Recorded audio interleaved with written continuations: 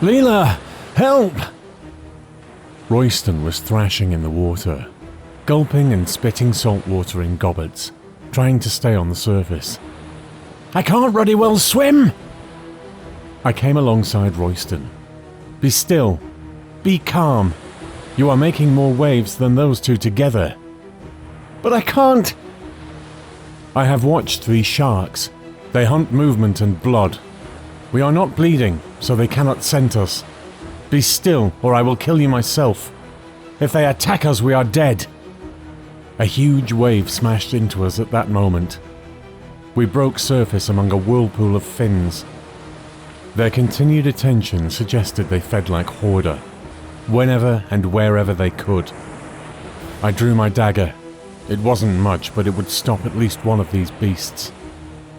When the next shark approached, it did so much faster than the others, and from below.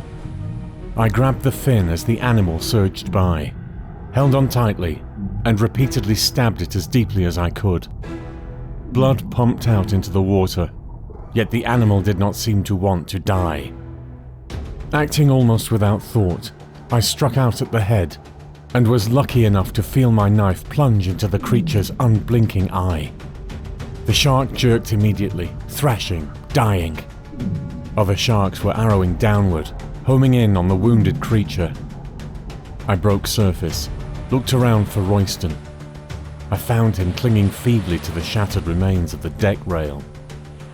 The moon had moved further across the sky. How much time had passed? Where was the ship? Had anyone noticed we were missing? Then I saw a sail black against the horizon. Tweed was too far away to help us. We were on our own. At that moment, a wave larger than most hurled us through the air. A black wall rose nearby, cutting off my view of Tweed. Blood-caked tentacles rose like a writhing forest against the moon, slapping toothed suckers against the black wall that was the whale's flank. I slapped Royston. I needed him awake. Leela, what? Shut up. Listen to me. We have to swim to the whale. Can you do that? I can't swim! It's that or die. Now go!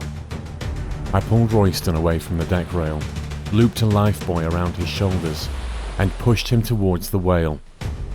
I dived towards the head of the whale. I would need to separate these giants.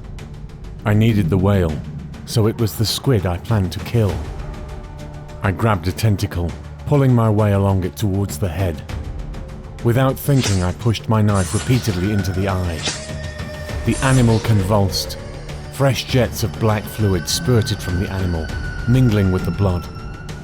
I felt myself sinking, then rising. I shot into the air. The squid had died, and the whale had sounded briefly, then had risen to the surface. I was safe. With the fight between the giants over, the sea calmed considerably. I called out to Royston, "Throw me the rope! I will pull you out!" I looped the rope round the fin for safety and pulled him from the water. Then together we slumped against the whale's wet back, and the three of us together drew breath, while the moon sailed across the sky, and Tweed sailed even further away from us across the black ocean.